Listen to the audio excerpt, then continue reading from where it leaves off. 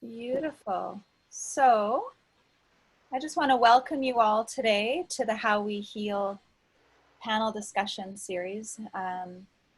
This panel discussion series was created with members of the Inner Arts Collective in response to the COVID-19 pandemic, but specifically because we noticed with our clients and in our communities, there were issues that were coming up that were fairly consistent in their themes. And we wanted to make sure that as many people as possible had access to some tools and resources and opportunities to share and discuss those issues and areas of concern.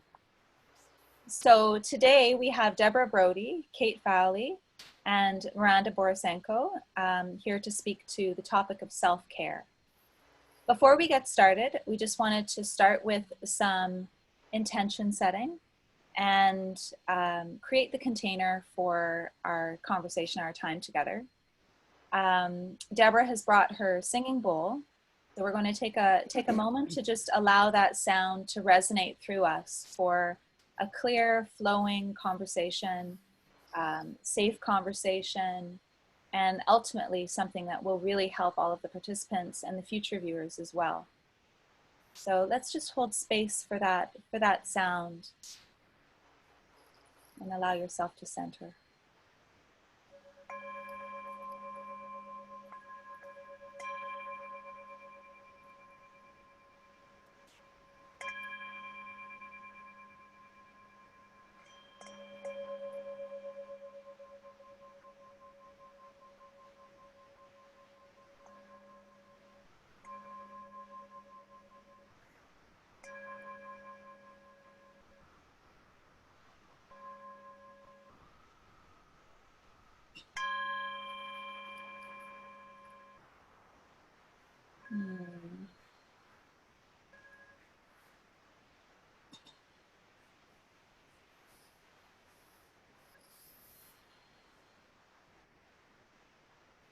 Beautiful. Thank you so much, Deborah.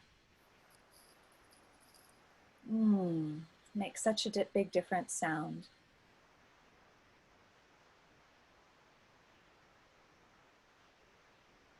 Thank you. So to get started, I would really appreciate it if those who are participating could just write in the chat box something that they're grateful for right now, today or in life generally. If you could just write down something that you feel grateful for, that would be great.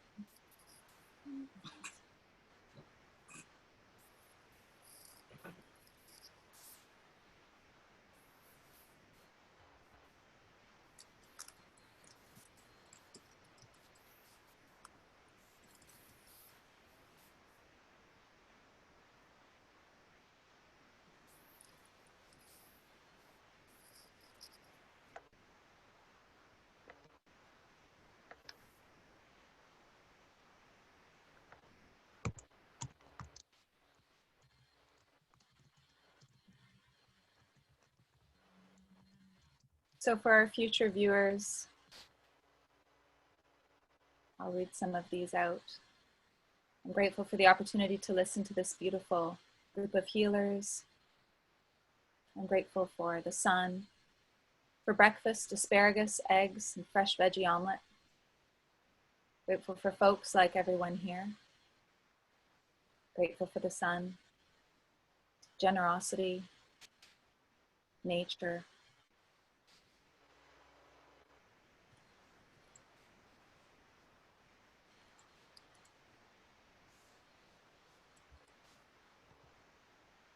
Collaboration. Thank you, everybody. So to get started with today's topic, I'd like to open the floor up to Kait, Miranda, and Deborah to introduce yourselves. Just take 3 to 5 minutes to let everybody know what your practice is, who you are, and your approach to self-care, or some of the themes that are coming out for you right now. Who would like to get started? I'll start. I see my video up at the top, so I guess I'll get started. I don't know if you see it that way. My name is Kait. I am a tarot reader. I've been a tarot reader since 2016.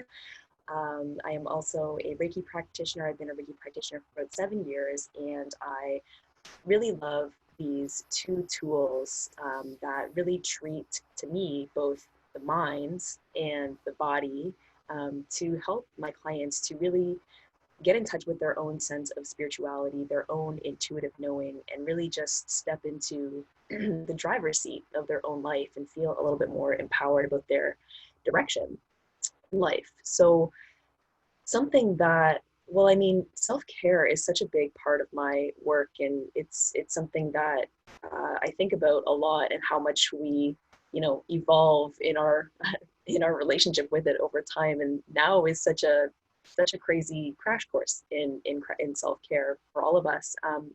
Something that I'm really seeing emerging in terms of trends for self-care is really just how much emotional capacity we all have. I think we're all really becoming aware of the possibility of having two conflicting emotions at one time, three conflicting emotions at one time, four, a conflicting thought that doesn't match up to the way that we feel. And we're all just really understanding how much range we all have as human beings. And so I think that that's really important for us to allow ourselves to be fully alive in this experience and be, a diverse selection of emotions at any given time, and just really not judge that. So yeah, and something that I also really have been interested to see is just how much our dialogue about self-care is changing. And I think that really does speak to just the range of how many emotions we're all feeling at this time. And we're all kind of just seeing more people step into more of an accepting role, I think, of how we're kind of all just navigating this time in a really non-judgmental way, and just kind of talking about how it's okay to just get through the day and just focus on doing the self-care bare minimums for yourself, and just focus on really truly filling up your own cup. And if that's all you do in a day right now, that is totally okay. So that's something that's really given me hope, and something that, yeah, it's fascinating to see our dialogue about it evolve during this time. Thank you, Kait. Who would like to get going again? I can go. I'd be happy to go next. So my name is Debra Brody, and I have had a long relationship with the self-care. First, working in the front lines, and kind of having an experience of burning out myself, and then kind of finding my way into yoga practices, into Buddhist meditation, and sort of followed a different kind of path.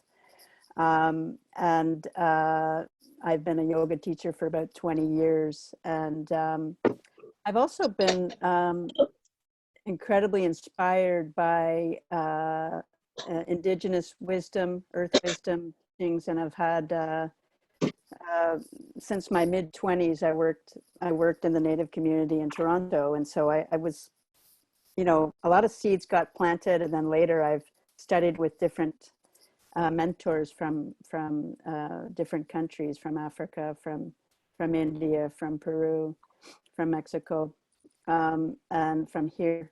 And so my whole approach to self-care is this interesting cross-pollination.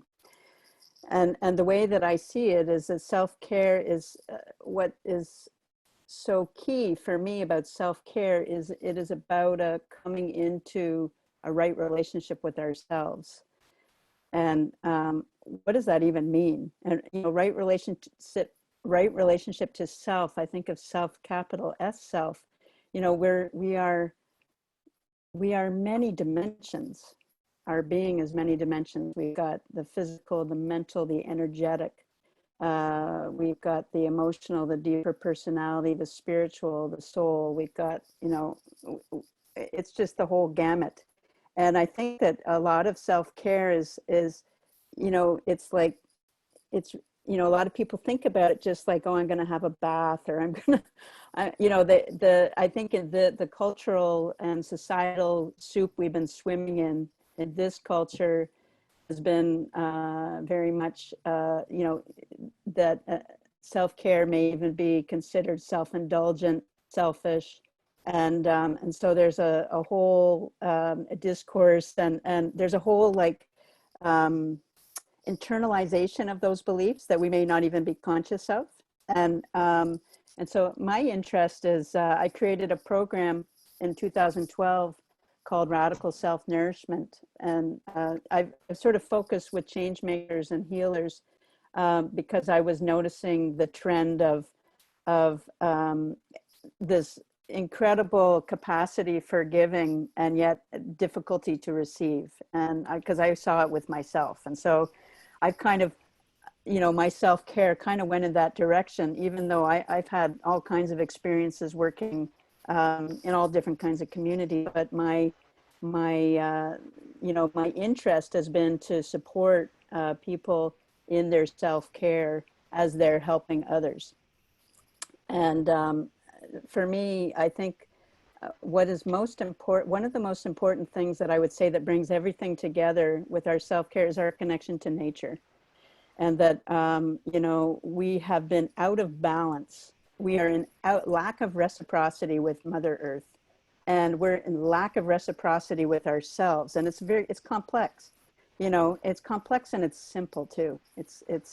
And I'm actually writing a book about living reciprocity, and that's another story. But it's like, I feel reciprocity is very key to our capacity for self-care. You know, there's a whole thing of, you know, learning how to connect with nature has been, I've had the most profound self-healing in nature. I can't tell you.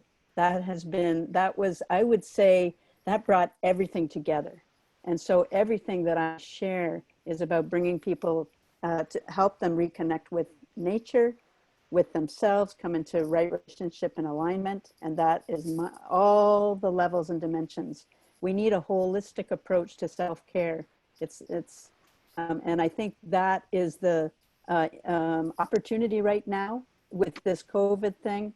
People can't work, people are with themselves, people have to learn to be with themselves. And I think this is an incredible opportunity that's been given to us. And I mean, it's very painful and we're going through a lot. And we are being asked to change. I feel Mother Earth is told us to stop and go inside.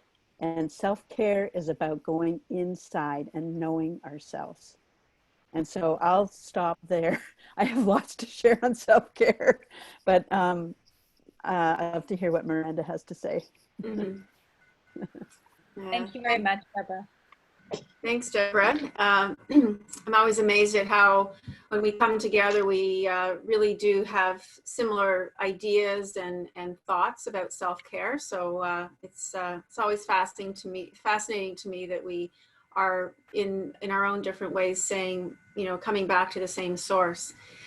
So my work is, you know, mostly I'm a private therapist, and most of my work is with people who are experiencing some kind of stress. You know, they kind of get to a point where they really feel they need to reach out, get some help. Maybe it's a life transition, feeling overwhelmed, change.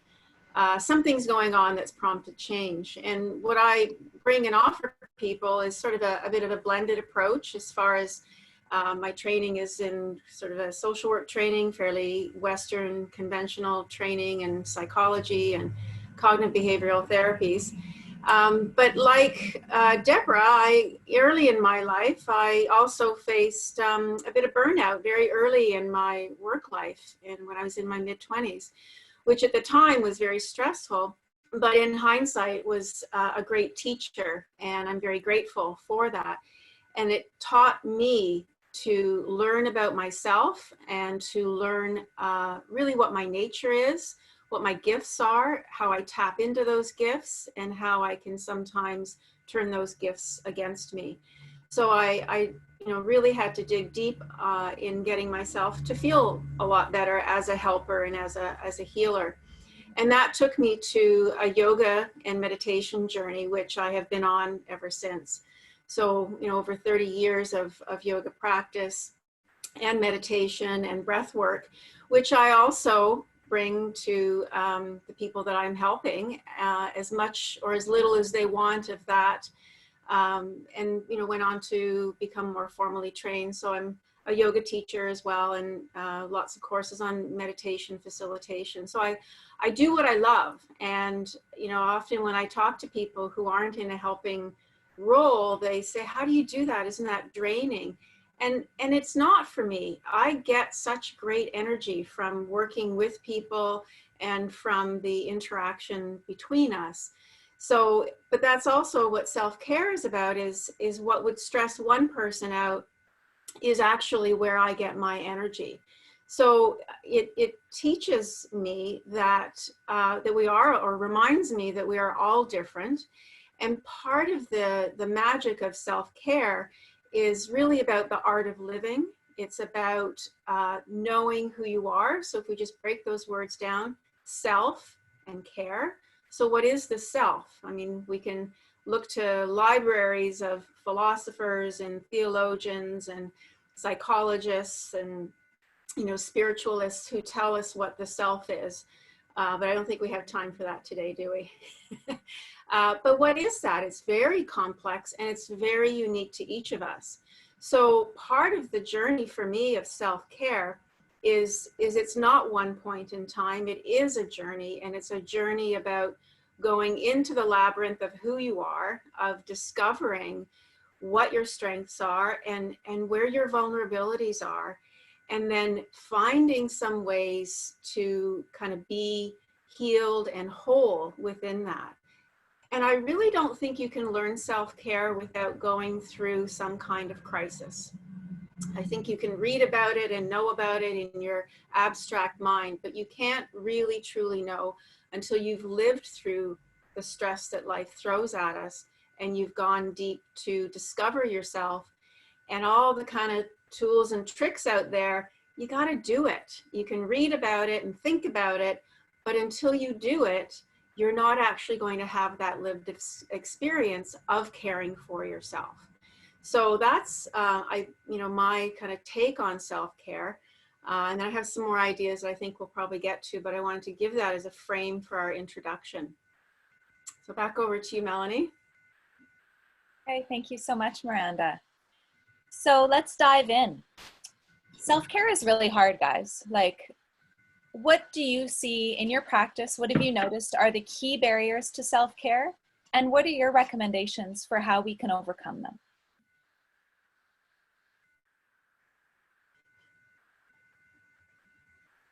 Care is really hard, and it is really very much about knowing yourself. And just like Miranda and Deborah were talking about, it's about knowing yourself, self-care at the end of the day. So self-care is really, really hard. And I mean, our thinking is such a key part of it for me. I think that the reason self-care can be hard is, because we can kind of think about it in a way that is harder than it needs to be sometimes. I think we can support ourselves a lot by simply becoming aware of our thinking and having a practice to become aware of our thinking and what our thoughts are leading us to feel, what our thoughts are leading us to think about ourselves. And it's really important to have just a grounding thought awareness practice. So in terms of dealing with self-care being hard, I mean, just give me 1 second here. I'm looking at the main barriers that I'm noticing for self-care. Sorry, I was a little bit scattered. The main barriers that I'm noticing for self-care, certainly for myself and for my clients, is right now in times of uncertainty, it's like, I think it's really easy to just think, what's the point? right? Like, what's the point? We are all doomed. I think it's really easy for our thoughts to go to that place. So why is self-care important at all? I may as well just not care about self-care at all. And I think it's really important to just have a practice where we take a step back and say, what am I thinking right now? Like, are my thoughts coming from a place of fear inside of me, or are they coming from a place of like inner knowing and deeply wanting like a loving voice inside of myself? And just having a practice to actually become aware of your thoughts. And for me, I love journaling, something so simple that you can do in the morning to just get those fears out. Even if you are a little bit afraid, like deep in your soul, you can have a little bit of exposure to that feeling, right into it, and build up some resilience just on a day-to-day basis with having an ongoing practice of journaling and putting, you know, your thoughts into filtering and focusing your thoughts, and little tiny steps at a time. It's all about that to me, like exposure and then resilience, or even just talking to yourself out loud, getting a grounding sense of what thoughts are driving my actions right now. It's like in this moment of uncertainty, I think it's really easy to be vulnerable in our thinking and just have almost like a heightened sense of like confirmation bias. And if we're walking around with this idea that we're doomed, then I think our minds are going to be more receptive to information that confirms that, and just having a practice that anchors you back into the present moment so that you can make choices from a place of, what do I actually want to do? What feels good? What do I need to do in this moment to take care of myself and to stay grounded? Maybe I need to drink a glass of water. Maybe I need to eat. Maybe I'm hungry. Maybe I need to have a nap, something as simple as that. But it's all just coming back to the present. And for me, getting out of the head, getting back into the body, and just asking myself, how do I feel right now? And what do I need? Can I jump in? Yeah. I love what you're saying about, feeling. I feel like one of the common barriers, you know, is we're afraid to feel. Yeah. We're afraid to feel to face ourselves. You know, this is, this is something that is not new. This is a part of the human condition, is that, and the yogis talked about it, that we don't understand who we really are. We don't understand who we are. And so we have all these, ways of, the way that we're seeing things, the way we perceive things is often, it's through our lens, through our own filters. And so we create so much with our minds, and kind of echoing what you're saying, Kait. And it is, and we suffer a lot as humans, and those are the, Eastern traditions of, and yoga and Buddhism were created actually to counter the suffering, to actually be a solution for suffering. And they created a whole, in yoga, we have an eightfold path. And some of the teachings that I have found incredibly helpful in I'll just focus on yoga, but there are, 8 steps in the yogic path. But I find the second step really interesting because it's about the attitudes towards ourselves. And I'll just name them so that you can just have a sense of them. They're cleansing. So, cleansing, like that means also cleaning your home, cleaning your body, cleaning your mind, your emotions, all the different layers that I mentioned earlier of all the different aspects of our being. There's contentment. How do we create the conditions for contentment in our life? And Kait mentioned we access that through the present moment. Life is now, but our a lot of our traumas, they're locked inside our body, and so how do we access contentment? There's a lot of teachings of why we have these barriers of contentment, and one of the things is not understanding our true nature, and then it manifests through this concept of like, I want this, our ego grasping onto things, and the desire for things that actually we don't even need, but we want them. Like, so that's our consumer. Our consumerism has just flourished on that, and then like our aversion to things, and wanting to avoid things, and then our fear.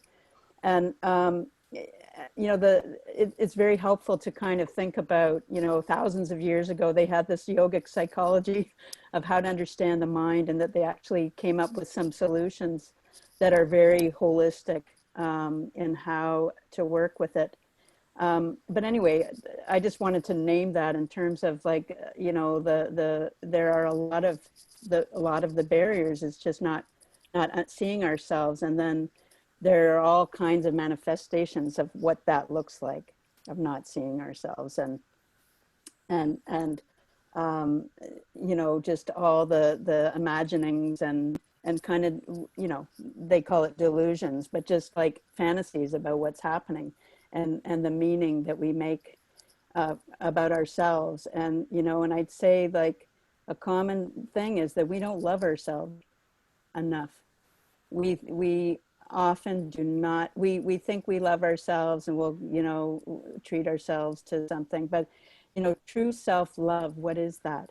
And for me, that's been my journey of loving myself, because I didn't love myself so much. And so my journey into, like, really digging into those niyamas, those attitudes I just named, have been very key for me understanding, because it's like a basket.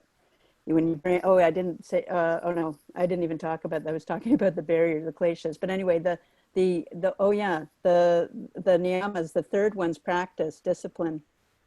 So practice, discipline. So we need practices. Kait was saying that, Miranda was saying that we need steady practices. You can't do it once. You got to keep doing it. You have to even, do stuff that Kait was talking about, that, practices that, started when, 20 years ago or 10 years ago. And it's like, I'm bringing that out again, that mindfulness. It's so basic. I need it. I need to be able to access the present moment. And it's just, I'm going to watch my breath. I'm going to be with my breath. I'm going to be in my body, and then the next one is self-reflection. Self-awareness is the next niyama. So know thyself. We've all been talking, know thyself. Use all of life as a reflection, as a mirror, to learn about life, to learn about yourself, and then you can course correct. And then the final is surrender to something bigger than you, whatever that is for you. It's nature, whatever everyone has their own idea of what that might mean. And so it's not a imposed idea. It's like, and it's also like being able to let go. What are the things we're holding on to? So much stuff right now in this culture, in our lives, in our minds. And how do we surrender and let go? So anyway, those are some of the things. That's what's coming up right now for me to share. I'm sure Miranda wants to jump in. Thank you so much I'd like to pick up on, Deborah. So I'll pick up on some of the threads that you raised, and then I had some additional to add. So, I mean, similar to you, I mean, I do have a strong yoga practice, and what I really draw on, and the people that I work with offer this up as something, is to draw on Ayurvedic knowledge, which is the traditional health, body, and kind of spiritual knowledge of India. I'm not an Ayurvedic practitioner, but I do draw on some of the concepts because I find it can be really helpful as a way to kind of name who we are and understand who we are. So I may have people do some online questionnaires, but what I like about this approach is it is very much about body, emotion, mind, spirit, very integrated. And in the West, we are still pulling apart body from mind, even though we say it's integrated medicine and all that. We spent so many, centuries pulling it all apart and denying that connection. It's really difficult for the Western world to put it all back together. But traditional Ayurvedic philosophy and health didn't do that. It kept it all together. So, understanding, are you somebody who your nature is a very earth-based nature person? and what are kind of the gifts that that type of kind of archetype or that kind of person brings. And then what happens when you're out of balance?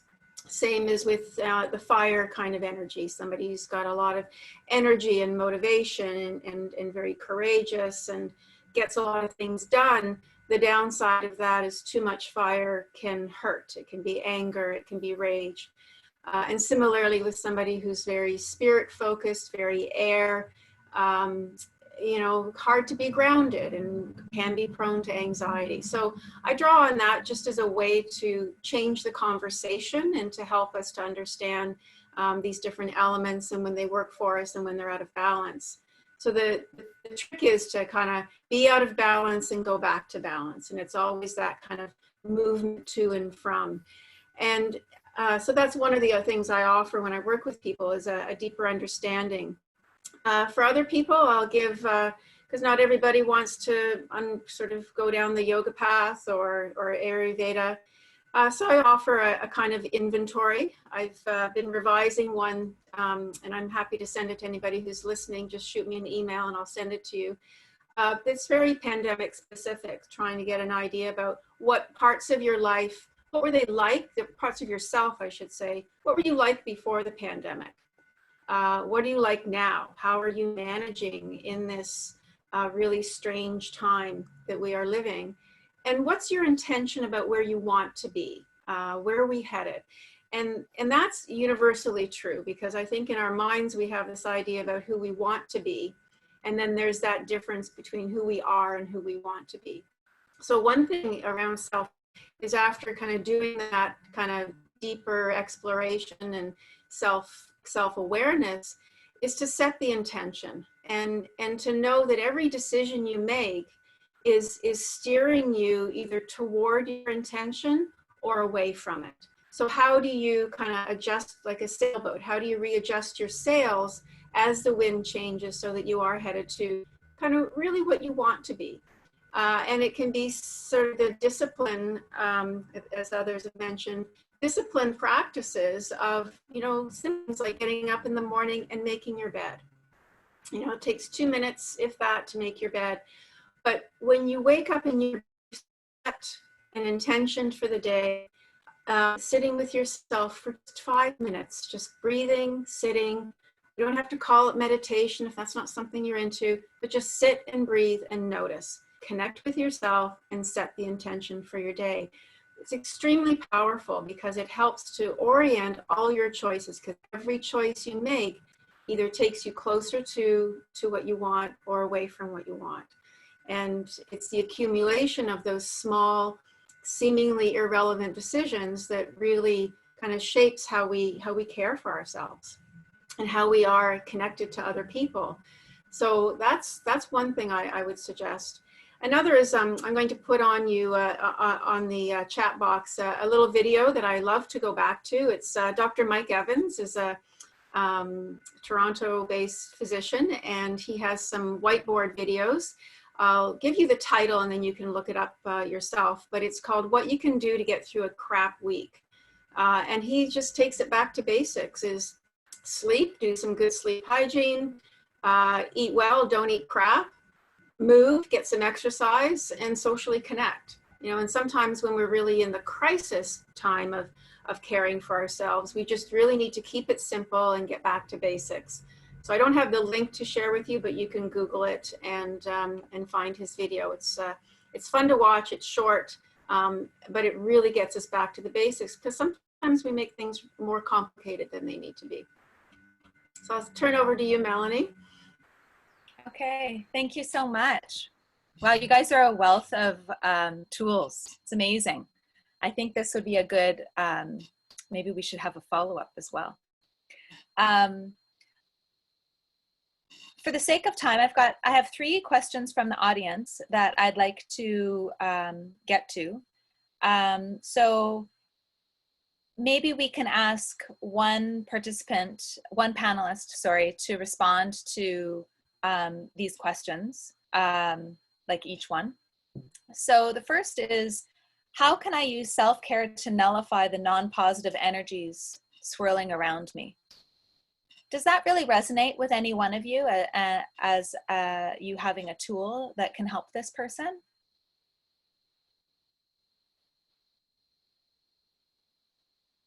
Sorry, can you repeat the question?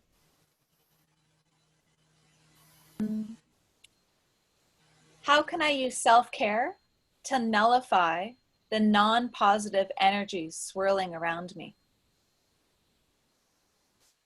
That resonates with me.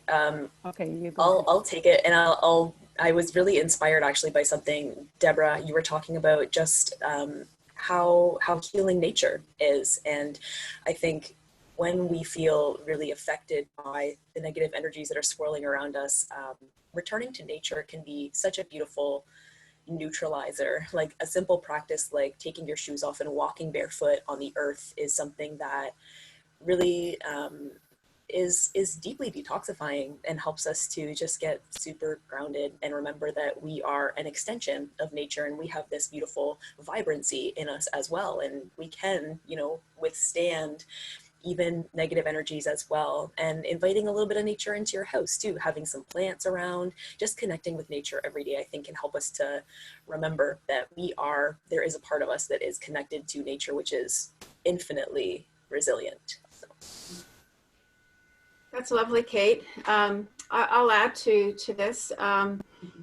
When I am around negative energy and I'm picking that up from other people, I'm reminded of the teachings of many spiritual leaders that when people are in a state of negative energy, that they are suffering.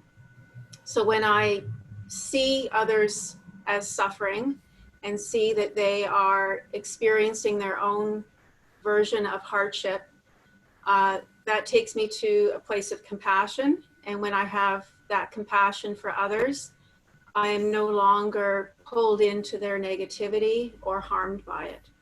So I would suggest in times of being around negativity is to contemplate the suffering of the people who are in that state of negativity and just see what happens within yourself. For me, I always end up at a place of compassion. So that I find is just profoundly helpful for me. I would love to piggyback on, just to add to that is also with all that swirling energy around us, you know, we're taking it on because we got also, there's a little bit of leakiness of our own boundaries as well. So there's also a really lovely practice of, you know, just asking the question, is this mine? You know, this comes from Access Consciousness, where you ask the question, is it mine? And oftentimes, you know, so much of what we feel is, you know, we're 90% subconscious. So a lot of the stuff we feel is not even ours. Sometimes it's our ancestors, it's stuff in the field. So when you ask the question, is it mine? You may notice that your body all of a sudden feels lighter. When it feels lighter, you know it wasn't yours. And then you can just say this little simple phrase with love, and, you know, with love, like return to sender with love and consciousness attached, which then that helps, that, you know, it goes back to the original sender of that energy, but you've sent it with your consciousness attached that will allow that person to evolve and take responsibility for that. And so it's a very powerful little practice of just asking, is it mine? I think it's very helpful in with all that swirling energy around us, and very empowering. And if you don't feel lighter, then guess what? It's yours. to love it, to have compassion with it, to journal with it, to dialogue with it, to be with it. We need to be with it. What's ours? I was going to say that's such a rich question. I feel like that's a whole panel in and of itself that we could talk about for like an hour. It's such a rich question, right? It's true. It's true. It really is. It really is. So thank you to Anonymous for your question. I have another question. Some Aboriginal teachings suggest working every day on healing the 4 parts of us, the physical, mental, emotional, and spiritual. Due to the virus, what differently could we be doing for self-care on these 4 things? Also very rich and could be a full panel. Yeah. Somebody want to take this on? Jump in. What's the mind for you? I like to jump in. Yeah, I mean, it's those 4 areas, you know, they're key to being whole. You know, it's key to balance. Miranda was talking about this, you know, we need to balance. And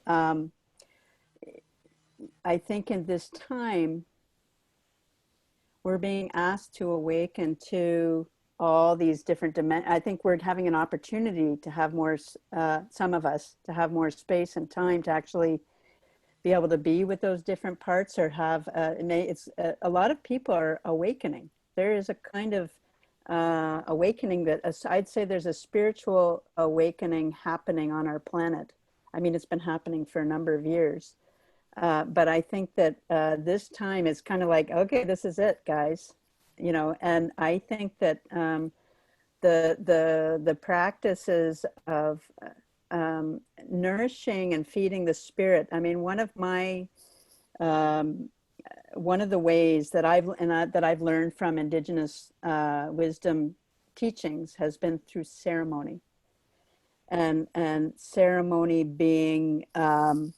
Let me just have a little, where did I actually wrote, I found, oh, I don't know where it is. Anyway, yeah, just to, the power of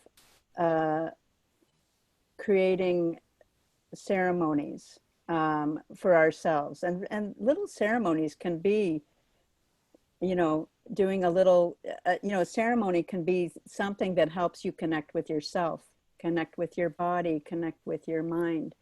You know, so there are so many ways to connect and holistically. I think ceremony is a very good way to, you know, creating ceremonial spaces where you move your body and you bring in mind, body, spirit kind of practice, whether it's just mindful movement and mind, you know, moving the body, and it could be dance, through sacred dance. Dance is a way to honor. And so it's like an approach of, it's kind of like how we approach how we approach the moment, you know, approach the moment as, you know, like it's sort of, we're being asked to remember who we are. So like there's a remembrance of, yeah, I'm not just this body, and I'm not just this mind, and you know, and I'm actually, you know, I am spiritual, and I am physical, and I am, you know, I'm of this earth, and I'm also like beyond this earth. And I think the ceremonial ways, I think they're the medicine for the future. And the teaching I was talking about, reciprocity, for me has been a tool that I feel feeds all the levels. As I nourish nature, I actually do offerings to the earth, and I do it with my voice and sound, and I do it in different ways. Sometimes actually offering, you know, substances, libations to the earth as a way to feed the earth, understanding that she's alive and we are one with her. And so when we do these acts of nourishment for her, we actually nourish ourselves, and we nourish our soul and our spirit. And then from there, it's like a, you know, a spiral. You know, we nourish ourselves, and then when we nourish the soul, we nourish the mind. And then when we nourish the mind, you know, we nourish our emotions, we nourish our body. Like it all kind of works together. So I think ceremony is a very important practice, and it will be something that is for each person to has their own way. It's not a prescribed ceremony. It's, what's my ceremony? What is my way in of connecting, of honoring, of you know, and that is like, that's how we start to write our relationship with the earth and with ourselves. It's like it, you know, as it's this reciprocity, which is the glue of the universe. It is the glue, the cosmic glue. Thank you, Deborah. It's interesting, there's a question that has overlapped with a few participants. One person is a caregiver, another is like an energy worker, like a caregiver for clients. And another is a mother. And they're asking, how do we balance self-care for others while also balancing our own needs? What do you suggest for self-care for healers? And yeah, so it would be lovely to hear from all three of you about this. Who would like to get started on that? I'll say a few things and see who else maybe wants to pick up on it. And I think, I think all these different sort of phases in life and roles in life are really important when we think about self-care, because we're not just a person, out on our own. We are in relationships, we are in family relationships.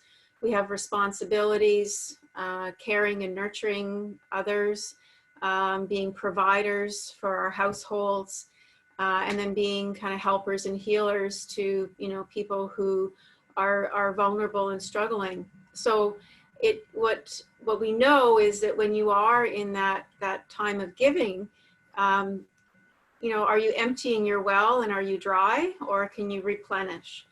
And having your own circle of care is really crucial. Having people who really get you and who understand you, so that you can speak with them and just shortcut to the things that you need to say and the kind of help that you need, rather than teaching that person why you're kind of struggling or where your stress is. So knowing who in your circle of care, who in your life can give you what. So who's going to listen and really get what you need. And then maybe there's somebody who doesn't really understand what you're going through, but they always make you laugh, like that laugh where you can't breathe. And maybe that's the person you need to spend some time with, without always necessarily talking it through, but just kind of to be in a different space and energy, because perspective is really helpful and reminding us of the balance of life. I also really think that doing something that's out of your own comfort zone is really important for all of us. Our species is curious. We want to learn, we want to explore. So I would say always try something new, try something different. And as my other panelists have talked about, is communing with nature. Get out, whatever green space, forest space, lake, beach, wherever you are, commune with nature. It's where we come from, it's where we are, it's where we're still living, but we're disconnected from it. So I do think that's really critical. I had one other thing I wanted to say and it's slipping my mind, but let's go with that. If I think of it, I'll pop in. So Kait, did you want to add anything? Yeah, all of that resonates so much. Boundaries are so important, and really knowing who can give you what is so important too. Because at the end of the day, we're all our own advocates, and we all need to know what we need and set ourselves up to get it in the best way possible. But yeah, I mean, something that I have been thinking about a lot as a healer myself is just, at the end of the day, going back to my why at the end of the day, and returning to practices that I love doing, and that really introduced me to Reiki and tarot. Reconnecting with those has been something that I've been really nourished by, and just reconnecting to a sense of, why do I feel empowered by this, and why am I sharing it with other people, and just what is my work and what is not my work. Just having a clear idea of my boundaries is so important for me, in terms of just being able to give from a full cup and set an example for other people, set an example for my clients. I remember what I was going to say. Thanks for that moment of brevity. Give me some clear thought. Yeah. When my children are now teenagers, but when they were young and I was new as a parent, as a mother, I picked up a book by John Kabat-Zinn on parenting. I apologize, I don't have the title off the top of my head, But one of the things he said in the beginning of the book was how he struggled as a parent with finding his time and then sort of time to be as a father, as a parent. And what he realized, and it was a shift in his mind, is that it wasn't about his time and family time and breaking it up into these little compartments. But what he started to do as a new father was seeing that his time with his son was his time, so that those things aren't competing. So as you know, John Kabat-Zinn has practices and is a teacher of mindfulness meditation. What he said is that he brought his mindfulness to his time with his son. And his mindfulness meditation was about being fully present with his son.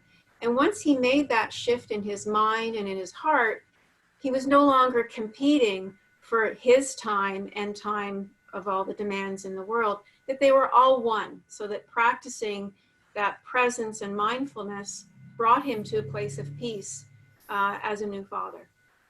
Beautiful. Beautiful. So Deborah, would you like to add anything to this? And then Sure. we'll wrap up the conversation with the closing. Yeah, so beautiful. Love what everybody's been sharing. Yeah, I think the you know, this idea of the filling the well. Yeah, when we give from our, you know, some of the key things of, you know, boundaries. Kait mentioned that, you know, we need to define our boundaries. There's, you know, to me, it's like we need to reclaim our energies. Even, you know, when we are in these beautiful relationships, it's really important that we find a way to claim our personal space. Even, you know, even as a mom, even as, you know, in all our different capacities and all our relationships, learning, it's like learning this tool of kind of creating your own space is something that I share a lot in my radical self-nourishment work, which is based on what I was talking about earlier, those 5 attitudes that I mentioned earlier, as a way that those 5 attitudes, when we learn how to work with them together, they kind of weave a beautiful basket, a beautiful container for ourselves. And they can be used kind of as a reflection for us to see where we are. And I love that, you know, we use, you know, that we use everything in our life, you know, as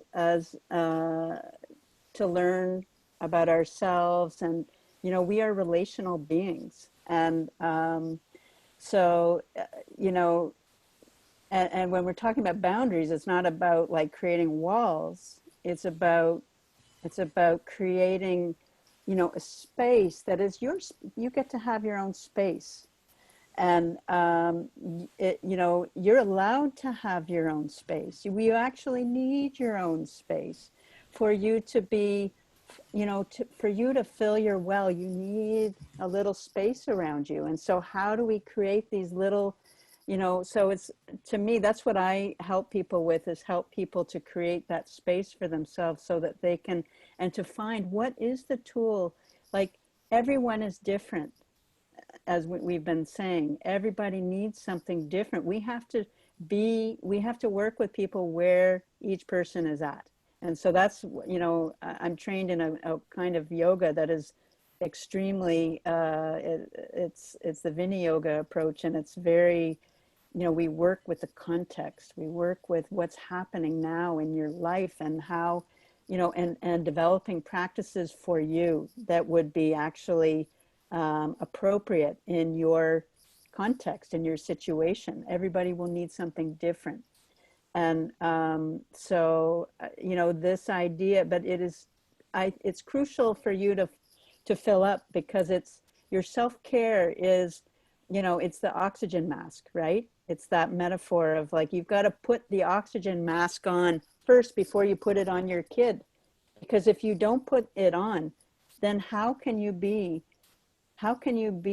of, you know, service to your child or to your client or to your parent, or to, to all of our relationships.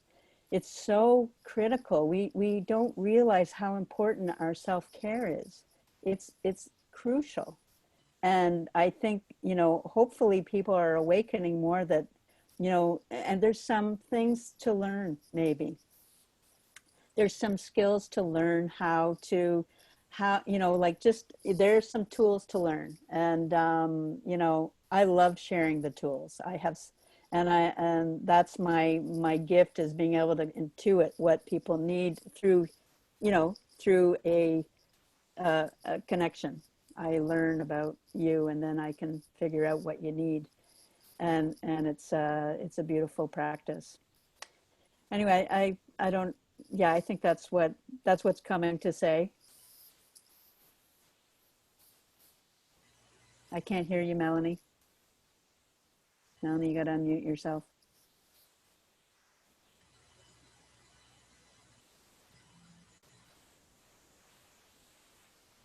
Hi, sorry, I was just trying to find my screen share with you guys, the last slide that had your websites and your emails, and I had a number of other screens opened in the background, and I was like, I couldn't access the screen, so my apologies.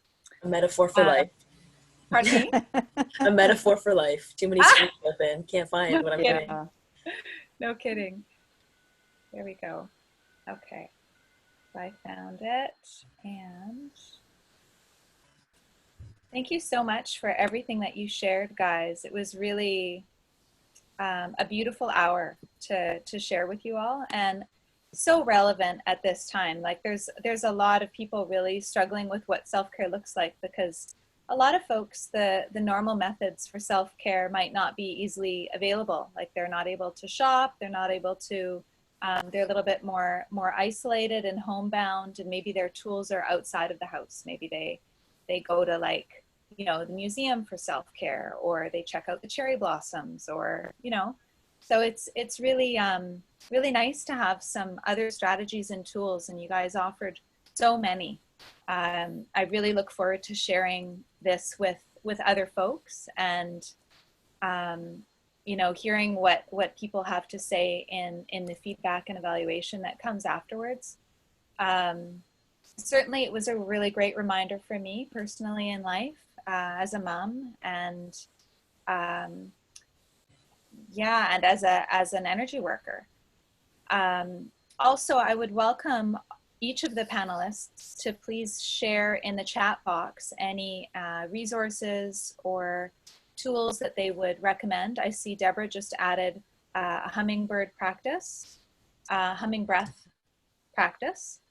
And if there's anything else that you'd like to add, I'll be putting together a PDF document that has all of this information in it, and sending it to all of the participants.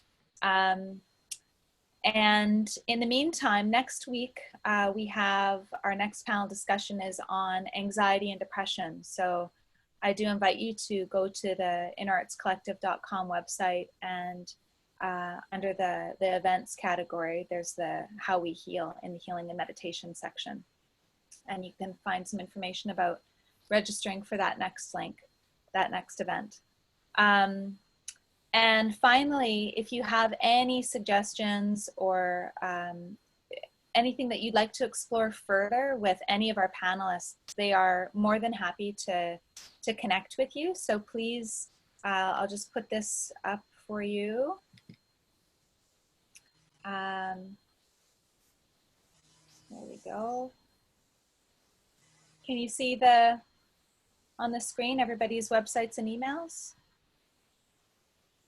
Okay, so I do invite you to connect with them personally. I'll make sure that you have access to their emails and their websites after as well. So without further ado, I do thank you all very much for joining us today and for all of your questions. It was really, really amazing to hear your feedback and your suggestions, and thank you so much. Wishing you all the best, and stay safe, stay healthy, And remember to fill up your well. Thank you. Blessing. Thank Thank you. you. Thank you. Mm.